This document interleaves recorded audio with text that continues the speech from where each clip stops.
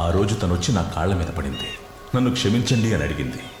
తను వచ్చిన ఆ దారిలోనే నువ్వు పంపిన హంతకుడు నిలబడి ఉన్నాడు.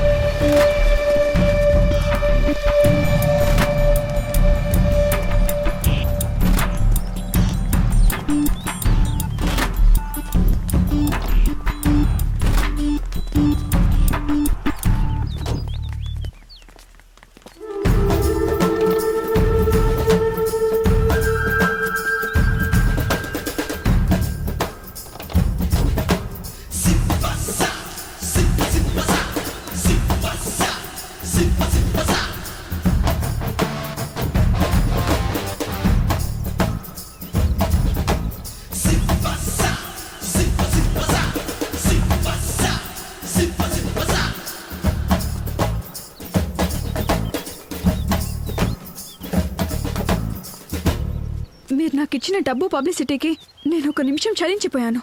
నేను ఒప్పుకుంటాను. కానీ నా పబ్లిసిటీ ద్వారా మీరు ఇటువంటి వ్యాపారం చేస్తున్నారని తెలిసి చాలా బాధపడుతున్నాను.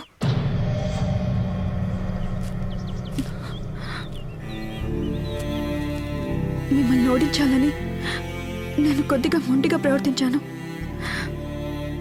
నన్ను క్షమించండి.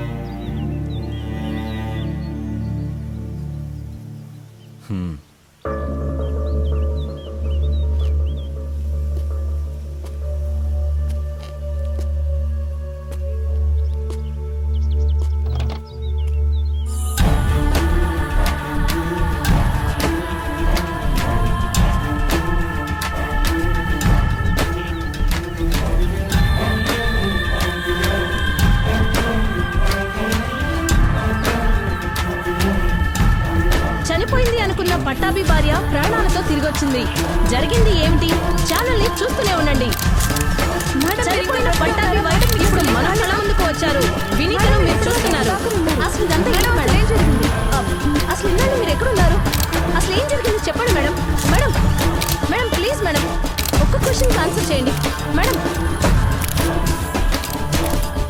ఒక భార్య యొక్క బాధ్యత అది నేను చేయలేదు, కానీ ఒక భర్త యొక్క బాధ్యత మీరు నిర్వహించారు.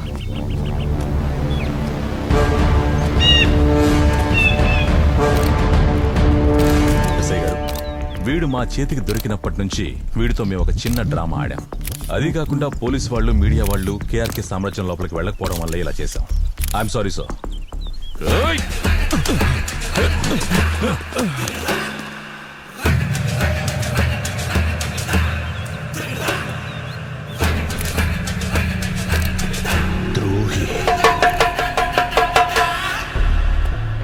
కేఆర్కే అంటే ఒక్కడు కాదు సార్, వీడి లాంటి వాళ్ళు 1000 మంది ఉన్నారు.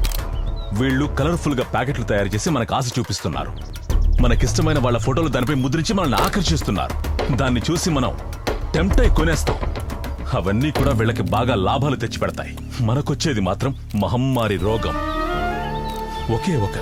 ఒకే ఒక మనిషి అనారోగ్యం చాలు కుటుంబం మొత్తం నాశనమైపోతుంది.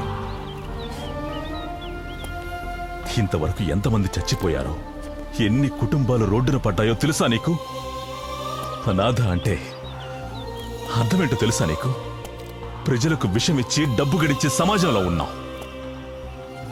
తినే అన్నంలో విషం కలపడం క్షమించరాని నేరం. అందుకోసం చట్టాలను మార్చి రాయాలి, కఠినమైన శిక్షలు విధించాలి. మనమంతా బతకాలి, మన పిల్లలు కూడా బతకాలి.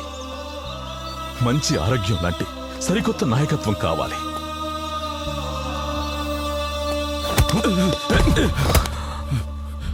మేమందరం ఏమేం తినాలనేది నువ్వు నిర్ణయించకూడదు. మేము నిర్ణయించాలి.